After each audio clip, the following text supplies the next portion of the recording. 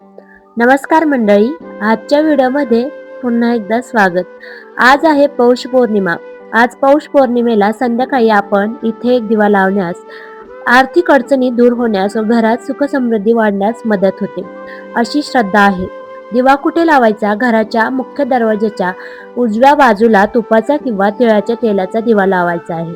दिवा जमिनीवर न ठेवता छोट्या पाटावर किंवा दिवट्यावर ठेवा. दुसरा आहे, देवघरात लक्ष्मी किंवा विष्णू समोर शक्य असल्यास 2 दिवे लावा, एक तुपाचा एक तेलाचा. तुळशीजवळ संध्याकाळी तुळशी समोर दिवा लावल्याने कर्ज, खर्च व अडचणी कमी होतात असे मानले जाते.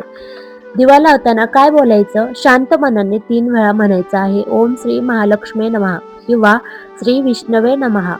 तर ह्या दिवशी काय टाळायचं?